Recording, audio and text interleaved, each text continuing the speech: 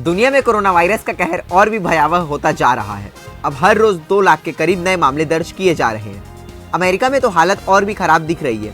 पिछले 24 घंटे में यहाँ 60,000 से अधिक नए मामले दर्ज किए गए हैं, जो अब तक का सबसे बड़ा रिकॉर्ड है।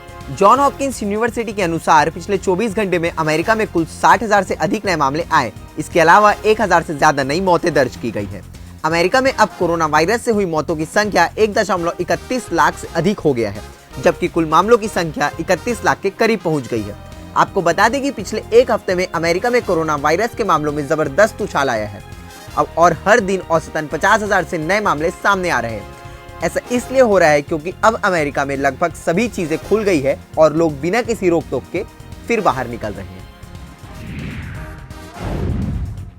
विश्व भर में फैले कोरोना वायरस संक्रमण के बीच अमेरिका ने विश्व स्वास्थ्य संगठन WHO से रिश्ता तोड़ने की प्रक्रिया शुरू कर दी है।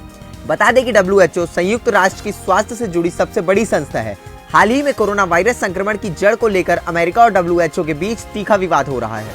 अमेरिका कोरोना वायरस संक्रमण के लिए चीन को जिम्मेदार मानता है, जबकि WHO का कहना है कि इस मामले में चीन ने जिम्मेदारी पूर्वक अपना रोल निभाया है। WHO से अलग होने के लिए अमेरिका ने संयुक्त राष्ट्र के महासचिव को दस्तावेज सौंप दिए हैं। WHO से अलग होने के लिए नियमों के मुताबिक 1 साल पहले सूचना देनी जरूरी है। इस तरह से अमेरिका 6 जुलाई 2021 से पहले WHO से अलग नहीं हो सकता। इसका ये भी मतलब है कि इस साल 1 साल के दरमियान इस फैसले को बदला भी जा सकता है। बता दें कि मई महीने में जब अमेरिका में कोरोना वायरस का प्रकोप चरम पर था, इस दौरान ही राष्ट्रपति ट्रंप ने घोषणा की थी कि उनका देश विश्व संगठन से रिश्ते खत्म करने जा रहा है।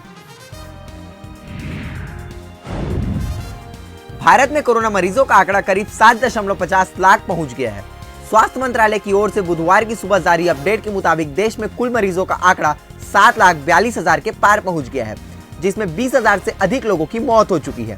पिछले 24 घंटे में 22,000 से ज्यादा नए मामले आए हैं और 400 से अधिक लोगों की मौत हो चुकी है। बता दें कि कोरोना से अब तक 4,56,000 से ज्यादा मरीज ठीक होकर अपने घर लौट चुके हैं, जबकि एक्टिव केस की संख्या 2,64,000 के पार हो गई है। ICMR के आंकड़ों के मुताबिक देश में 7 जुलाई तक 1,04,73,000 से अधिक सैंपल का टेस्ट किया जा चुका है, यानी 7 जुलाई को रिकॉर्ड 2,62,000 से ज्यादा टेस्ट किए गए हैं। भारत में कोरोना संक्रमण का ग्राफ तेजी से बढ़ता जा रहा है। इसी बीच कोरोना वैक्सीन के मानव परीक्षण की प्रक्रिया शुरू होने में अभी 10 से 12 दिन और लग सकते हैं। Indian council of medical research ने कोरोना वैक्सीन के परीक्षण के लिए 12 केंद्र और अस्पताल चिन्हित किए हैं। यहाँ कोवैक्सीन का फेज 1 और 2 का ट्रायल होना था। बता दें कि इन केंद्रों में वैक्सीन परीक्षण की प्रक्रिया 7 जुलाई से शुरू हो जानी थी, लेकिन सूत्रों से मिली जानकारी के मुताबिक इसमें 10 दिन तक का और समय लग सकता है। सूत्रों ने बताया कि इन केंद्रों में जिन पर टीके का परीक्षण किया जाएगा, उनके पंजीकरण की प्रक्रिया अब तक शुरू नहीं हो पाई है। दिल्ली एम्स के विशेषज्ञ डॉक्टर संजय राय ने कहा कि उन्हें अब तक एथिक्स कमेटी की मंजूरी नहीं मिली और जब तक ये मंजूरी नहीं मिलती है, काम शुरू नहीं किया जा सकता। कोरोना वायरस का कहर देश भर में जारी है। इस बीच मुंबई में तेजी से बढ़ रहे कोरोना मामलों के बीच BMC ने बड़ा कदम उठाया है। अब मुंबई में पर्ची या आत्म सत्यापन के बिना ही कोरोना टेस्ट कराया जा सकेगा। ऐसा कर टेस्टिंग बढ़ाने पर जोर है और लोगों के मन से किसी भी तरह की शंका को दूर